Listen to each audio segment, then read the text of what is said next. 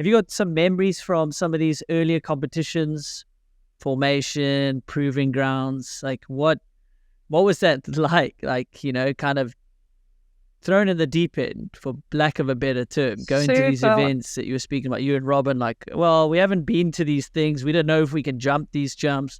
What's that like looking back at it now?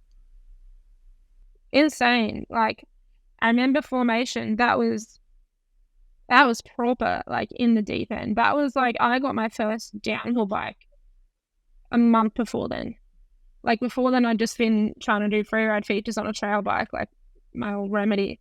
And then I remember Trek got me a session and I built it up and left the formation and got to Utah and was like, this is so gnarly. I was like, I barely know how to ride a downhill bike at this stage.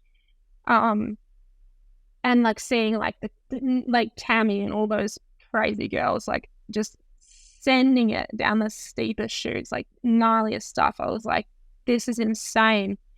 I had no idea at that time, and thankfully I like did and good enough there, and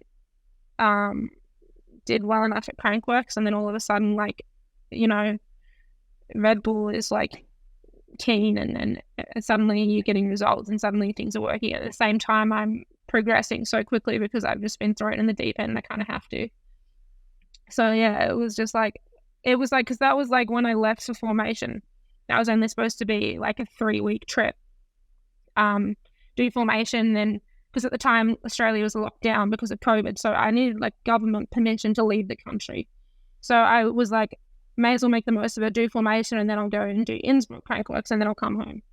And then I did well at both of them, well enough that I was like, I've got a bit of extra cash here. Let's see how long I can keep going for, because if I went back to Australia, I'd have to do 2 weeks of quarantine, which I would have to pay for, and I wouldn't be able to leave the country again. So I was like, let's just see how long I can go with this. And then it turned into, I think, like 9 or 10 months before I went back to Australia. So it was just like insane. Yeah, that's crazy. You guys were so horribly locked down and having to pay for it yourself. That's insane. Yeah. It's almost a blessing, I guess, forcing you out. Well, when you go, like, okay, well, I'm not going to go back. It's going to cost me money to go back. So I'm just going to find these events and keep sort of honing my craft over there. I guess looking back, it's somewhat a blessing. Yeah, it was a massive year for me. And it kind of was like, yeah, just seeing how many events I could do before I ran out of money. And then suddenly sponsors were actually interested. And this was like, I think Red Bull might be my first ever paying sponsor. And that was like the dream sponsor. And it was like, this is insane. And that was like, I was just, yeah, it was hectic. It was like, how far can we go? And then all of a sudden I'm like in the middle of it, Crankworks, and I came out of Innsbruck leading the like overall.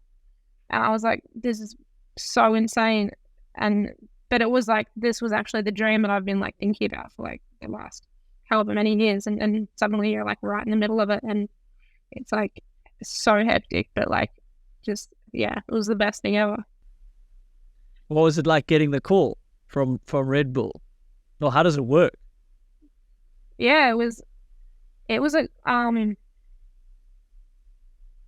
little bit of chatting here and there, but nothing crazy. They are definitely pretty coy with you for a bit. I think they called me when I was in LA between 2 events, and they messaged me and they're like, "Oh, have you got time for a call?" And I was like, "Yeah." And I just kind of had I just had a feeling that it was going to be a big call, whatever it was. So I was just like pacing around the streets of like LA with my phone, like making sure I had reception, like just waiting for that call. And yeah, it was just like calling, like, how would you like to be, like, how would you like to ride for Red Bull? And it was just like, are you kidding me? It's just like insane.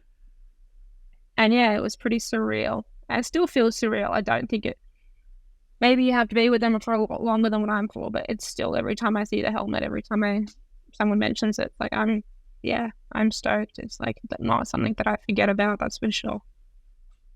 Yeah.